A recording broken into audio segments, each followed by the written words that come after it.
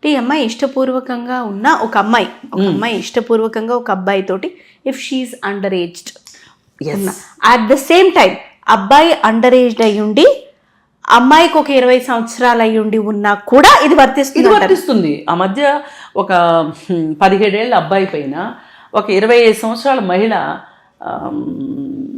లైంగిక వేధింపులకు పాల్పడింది. ఓకే, అబ్బాయికి ఇష్టమే, ఆమెకి ఇష్టమే, తప్పేంటి అనొచ్చు. ఎవరన్నా మగాడు కదా తప్పేంటి అనొచ్చు, కానీ కుదరదు. 18 సంవత్సరాల లోపు కన్సెంట్ ఉన్నా కుదరదు. ఇప్పుడు ఆడవాళ్ళ కన్సెంట్ తోటి పెద్ద సంబంధం ఉన్నా లేకపోయినా మగవాళ్ళ కన్సెంట్ కూడా చాలా ఇంపార్టెంట్. కుదరదు. అందుకని ఏంటంటే మన ఇంట్లో వాళ్ళకి ఏదైనా ఇబ్బంది జరిగింది, మనకు కావాల్సిన వాళ్ళకి ఇబ్బంది జరిగింది అన్నప్పుడు చట్టాలు మార్చాలి అంటే కుదరదు. ఏ చట్టము అర్ధరాత్రి ఊడిపడలేదు.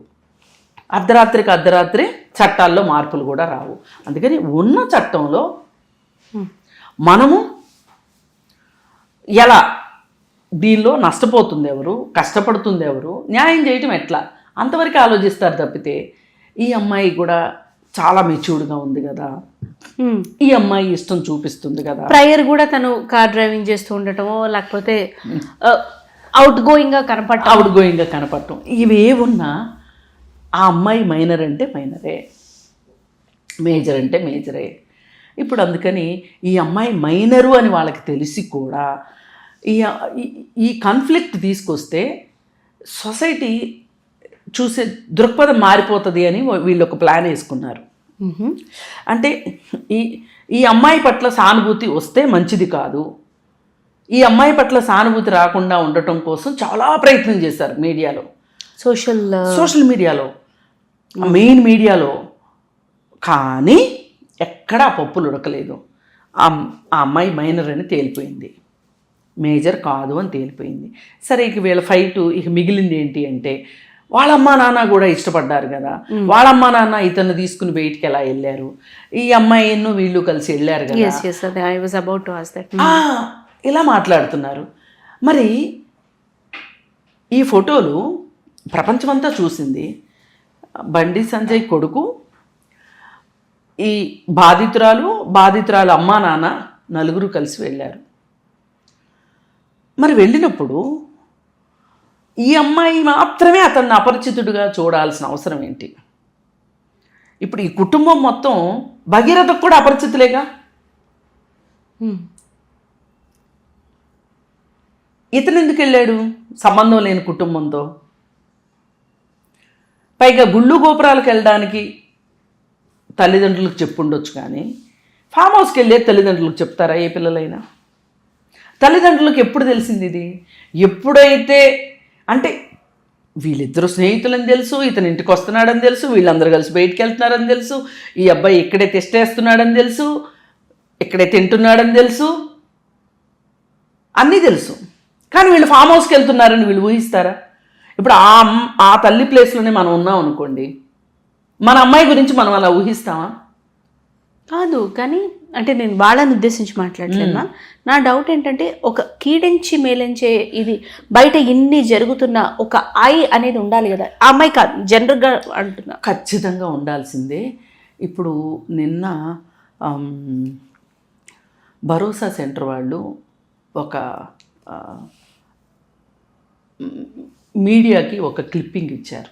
అదేంటంటే క్లిప్పింగ్ అనకూడదు, జనవరి నుంచి ఇప్పటి వరకు వచ్చిన కేసులన్నీ, పోక్సో కేసులన్నీ, వాటి ఉదంతం, దానికి మరి మన ఇంట్లోనే ఒకళ్ళకి ఇలాంటిది ఏదైనా జరిగితే మనం తల్లిదండ్రులు ఎలాంటి జాగ్రత్తలు తీసుకోవాలి, పిల్లల పెంపకంలో దీని మీద సమగ్రంగా ఒక ఇంటర్వ్యూ ఇచ్చారు భరోసా సెంటర్ వాళ్ళు.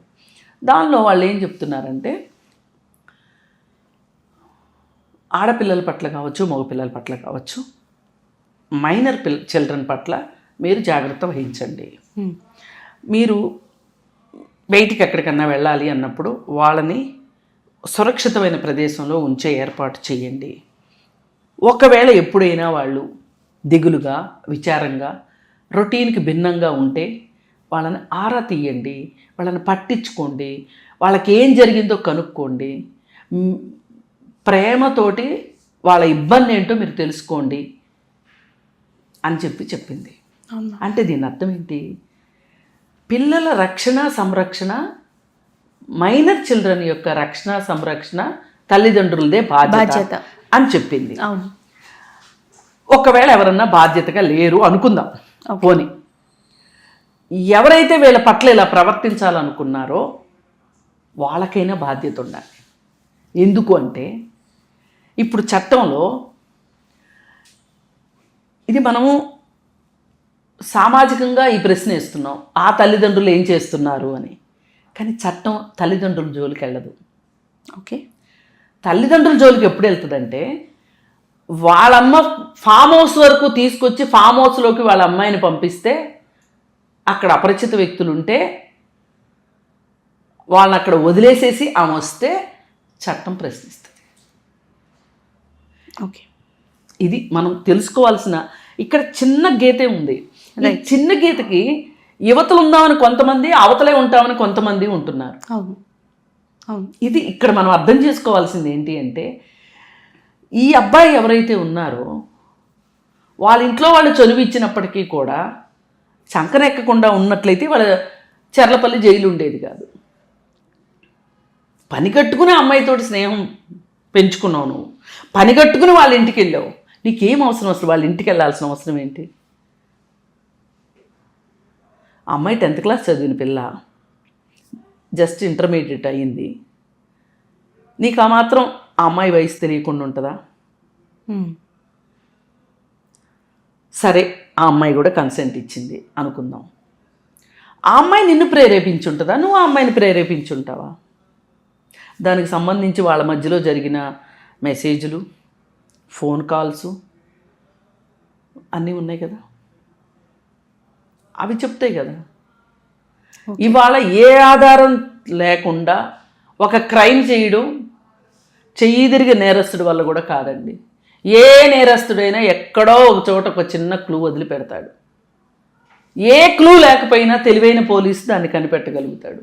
అందుకని చట్టం నుంచి ఎవరూ తప్పించుకోలేరు. రైట్.